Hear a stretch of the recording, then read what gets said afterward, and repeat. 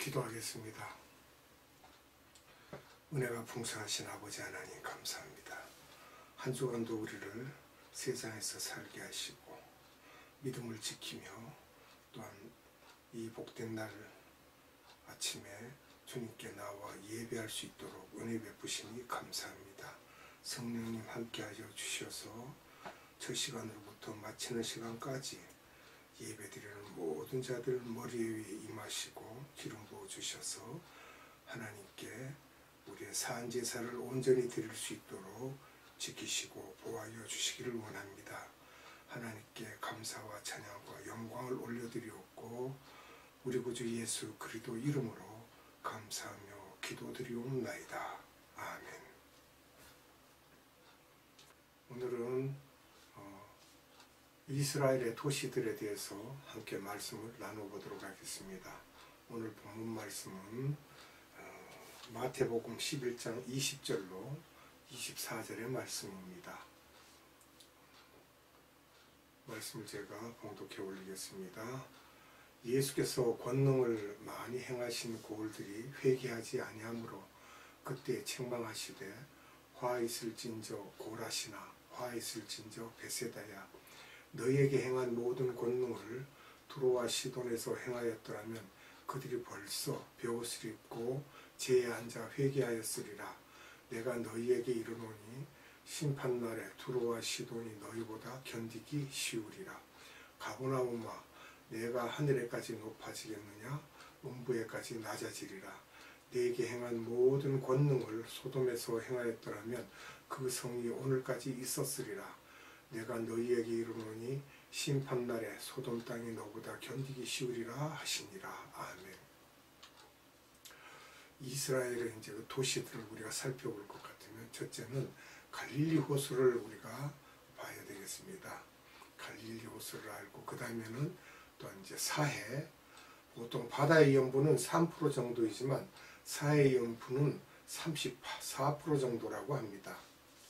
그럼 사해의 염도가 높은 이유는 사해는 전 세계에서 가장 낮은 곳이므로 물이 이곳에 한번 들어가면 다른 곳으로 흐르지 않는다는 것입니다. 그래서 고기가 없으며 그곳에는 엄청난 광물질들이 들어있어서 소련이 이곳에 눈독을 들인다고 합니다. 지금의 러시아죠. 그 다음에는 헐몬산입니다. 골란고원 지역인데 이스라엘과 시리아가 절반씩 점령하고 있다가 1967년에 6.1 전쟁 때 다 점령했습니다. 이 지역은 전략상 중요한 곳인데 골란고원 꼭대기에서 보면 이스라엘이 다 내려다 보인다는 것입니다. 헤르몬 산에서 내려오는 물이 갈릴리 호수를 이룹니다. 이렇게 산에서 내려오므로 물이 깨끗하여 손바닥만한 조기 같은 고기가 많은데 베드로가 이 고기를 잡아서 예수님과 함께 먹었다고 해서 그 고기 이름을 베드로 고기라고 합니다. 다음은 요르단 강인데요. 요르단 강, 그러니까 좀 이상하죠. 갈릴리 호수에서 사해까지 흐르는 강입니다. 요르단과 경계가 되는 강인데 요단강 이렇게 하죠. 옛날에는 우리 한강처럼 깊었지만 지금은 동네 개천 같은 수준입니다. 성서에는 이스라엘이 크게 네 부분으로 나눠집니다. 그 이제 네 부분으로 나눠지는데 북쪽은 갈릴리 지방, 그래서 갈릴리 호수를 중심으로 형성되었으며 산도 많았습니다. 이스라엘 사람들이 살며 이곳은 대체로 교육 수준과 생활 수준이 낮습니다. 이곳에는 이방인들도 들어와서 같이 살았으며 그 주변의 다른 민족들과도 섞여 살았으므로 성경에서는 늘 이방의 갈릴리여라는 말을 썼습니다. 그만큼 이스라엘 사람들을 볼 때 잡다한 사람들이 다 모였다고 하여 이 지방 사람들을 별로 좋아하지 않았습니다. 그러나 예수님의 제자들이 다 여기 출신들입니다.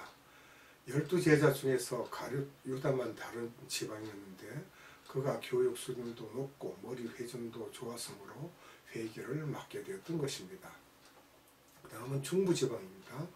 중부 사마리아 지방인데 이스라엘 사람들 중에서 다른 민족과 피가 섞인 사람들이 살고 있습니다. BC 722년에 위쪽 지방에 있는 시리아와 요르단과 합쳐지는 지역을 그 당시에는 아수르라고 했는데, 이들이 북이스라엘을 침략하여 이스라엘 여자들과의 사이에서 낳은 자녀들인 혼혈족들을 사마리아인이라고 했습니다. 그 당시부터 이들은 항상 불이익을 당하면서 살았기 때문에 예수님 당시에도 그 제자들도 사마리아 사람들을 싫어했습니다. 다음은 유다 지방입니다.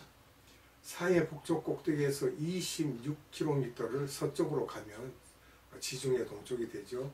예루살렘이 있습니다. 예루살렘을 중심으로 이 지역에는 베냐민 지파와 에브라임 지파, 유다 지파만 살았습니다. 이 귀족 지파들입니다. 그 다음은 네게부 지방입니다. 네게부 사막 지역인데요. 베들레헴, 헤브론 밑으로 남쪽으로는 사막 지역입니다. 또 가버나움, 우리가 북쪽 지방에서 보면 가버나움이라는 곳이 있는데, 이제 좀 더 들어가서, 그게 아니라 이제 이거는 전체 4개 지방을 얘기했잖아요. 그럼 도시들에 대해서 좀 알아보자고 그렇게 하고는, 이제 북쪽 지방의 가버나움부터 그 성경의 중심이 됐던 도시, 예수님 당시 때 중심이 됐던 도시, 그래서 예수님이 활동했던 도시들을 좀 보자고 해야죠. 그냥 다음은 이렇게 들어갈게요. 다음은 예수님이 3년 공생의 기간 동안에 북쪽 갈릴리 지방에 계시는 동안에 항상 이곳에 숙소가 있었습니다.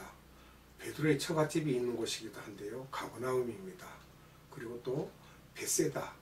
베세다는 어촌이며 베드로의 고향이며 어촌 뒤쪽으로 멀리는 헤르몬산이 있으며 약 20도 경사의 평지 같은 언덕이 있는데, 그곳에서 예수님이 설교를 자주 하셨으며 이곳에서 설교하셨고 오병이어, 칠병이어의 기적도 이곳에서 일어났던 것입니다.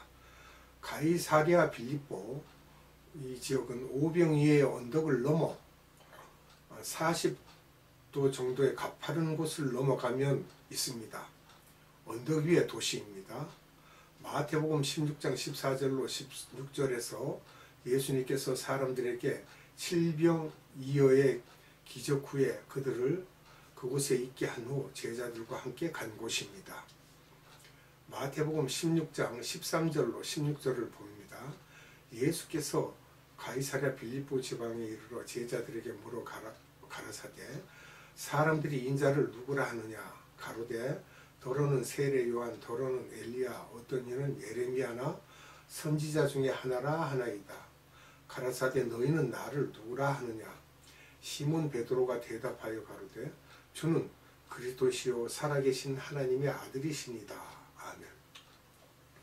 언덕 위의 도시에 가서 저 언덕 아래에 있는 군중들을 보면서 예수님께서 제자들에게 저 군중들이 도대체 나를 누구로 생각하느냐라고 물었던 것이죠.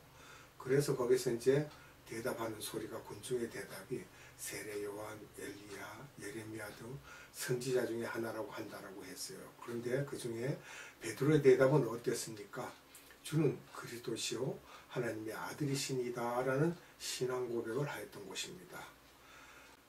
이제까지 이야기했던 세 지역에서 예수님께서 공생의 기간 동안에 주로 다니셨던 것입니다.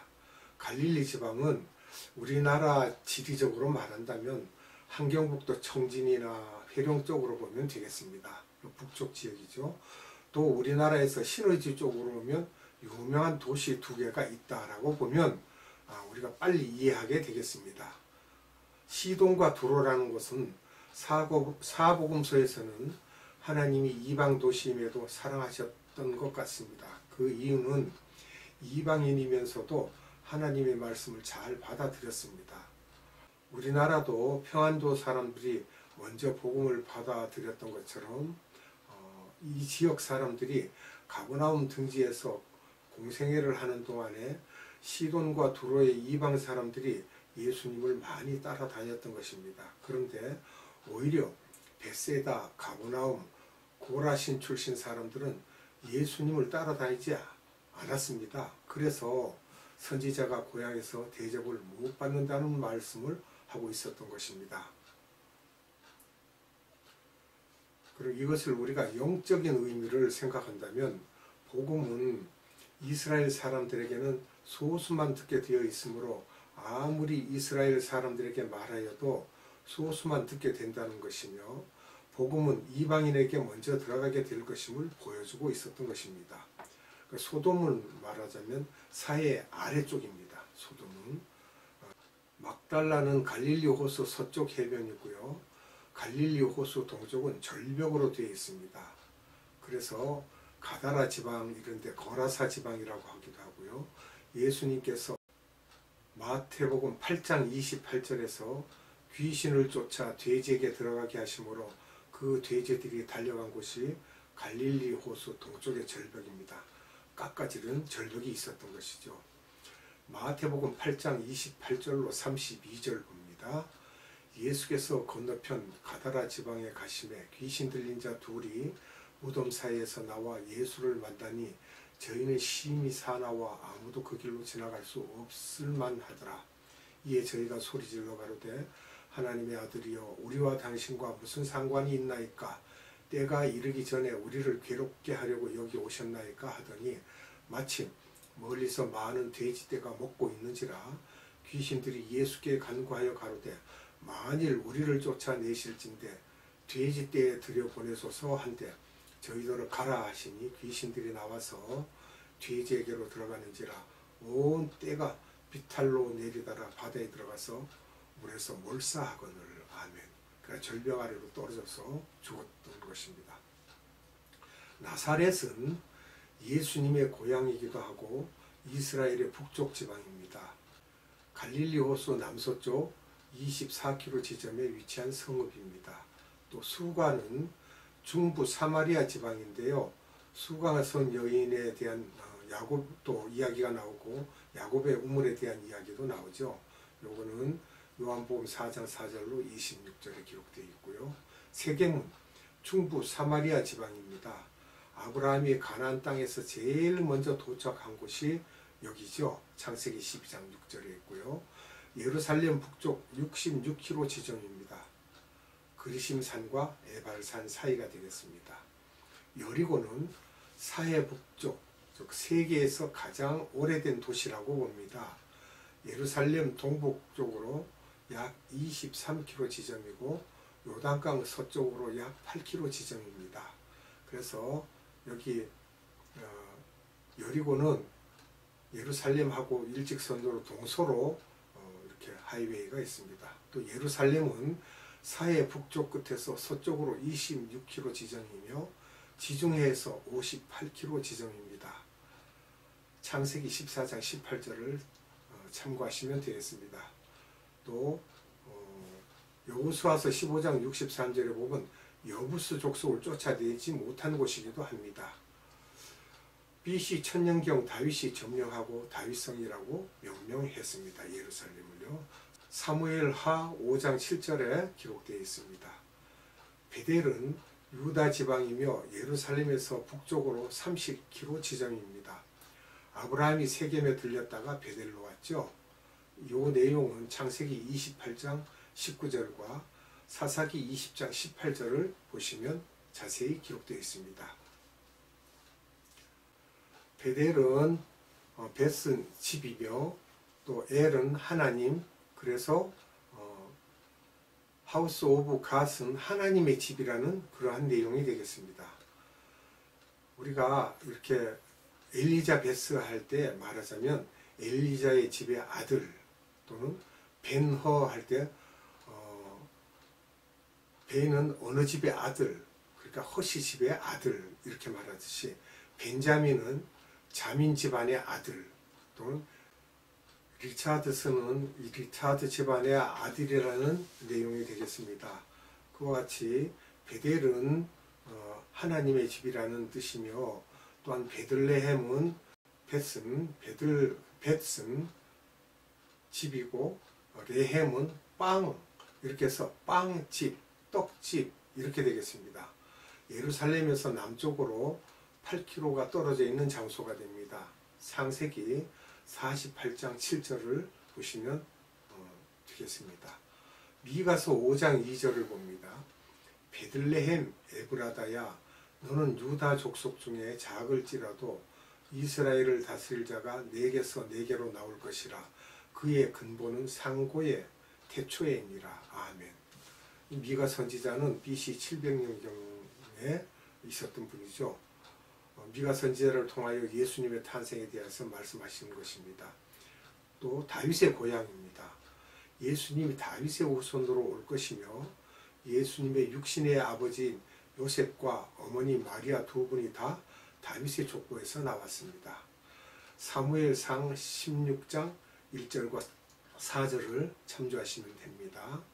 마리아가 예수를 잉태하여 원래 나사렛에서 살고 있었는데 갑자기 낳기 전에 호적 정리를 하라는 명령이 내려왔는데 이런 명령이 내려온 것은 미가 선지자에게 말씀하신 것을 이루기 위하여 호적 사건이 일어났고 그래서 선조들의 고향인 베들레헴으로 가셨던 것입니다.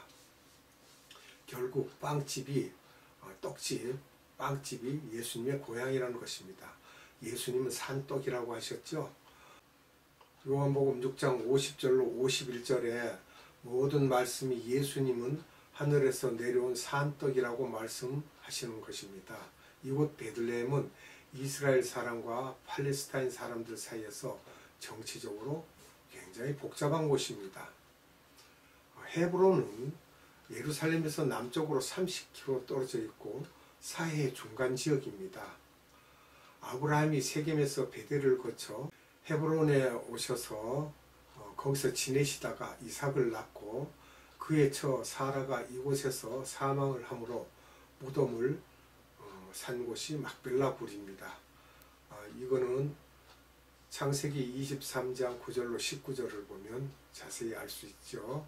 그 후 아브라함과 이삭과 그의 처 리브가 야곱과 그의 처 중에서 첫째, 셋째 부인까지가 다 막벨라 굴에 들어가고 라헬만 베냐민을 낳고 상고에 숨을 거두어 베들레헴의 공동묘지에 묻히고 나머지 믿음의 조상들이 다 막벨라 굴에 눕게 됩니다.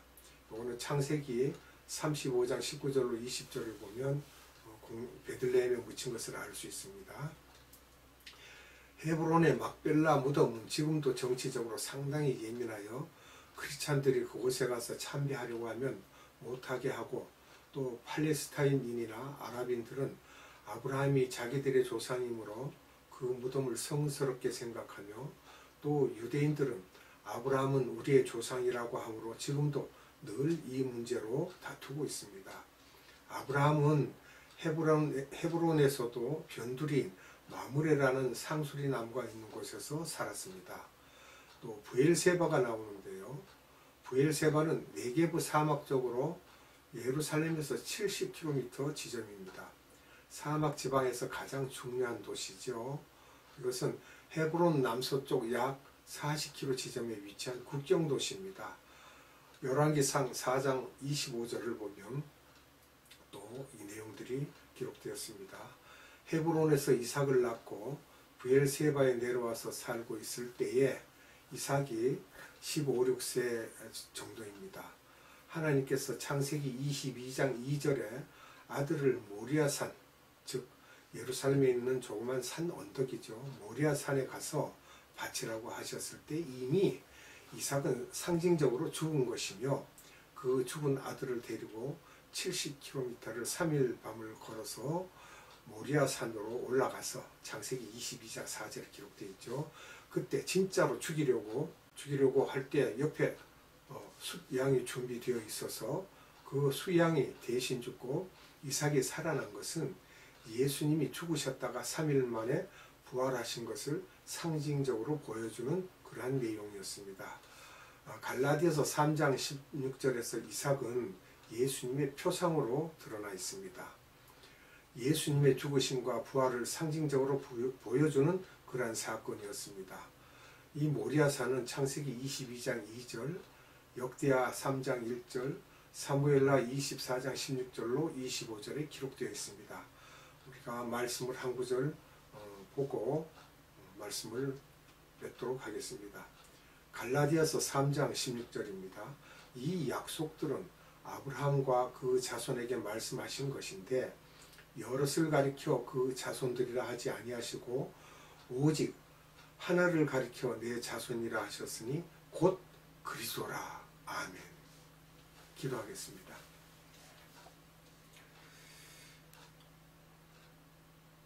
거룩하신 아버지 하나님 감사합니다. 오늘 이 복된 날 아침 하나님께서 우리를 통하여 예루살렘의 도시들을 살펴볼 수 있게 하시고 그 도시들에서 일어난 사건들을 또한 살펴볼 수 있도록 우리에게 은혜 베푸심을 감사드립니다. 아버지 하나님, 이 내용을 우리가 익히 잘 알고 있음으로 인하여 다음 시간에도 연결돼서 이스라엘에 대해서 우리가 말씀을 살필 때마다 이것을 잘 기억할 수 있도록 은혜 베풀어 주시옵소서. 믿음의 본 땅입니다. 믿음의 뿌리가 있는 곳입니다. 그것을 우리에게 자세히 알려주시고 하나님의 말씀을 우리에게 주심을 감사드리오며 우리 구주 예수 그리스도 이름으로 감사하며 기도드리옵나이다. 아멘. 축도로 예배를 마치도록 하겠습니다. 지금은 우리 구주 예수 그리스도의 한량한 은혜와 하나님의 극진하신 사랑하심과 성령님의 감화, 감동, 교통, 역사하심이 오늘 예배를 드린 모든 자들 머리 위에와 이 나라의 많은 교회들 위에와 선교회들 위에 지금으로부터 영원토록 함께 하시기를 예수님의 이름으로 축원하옵나이다.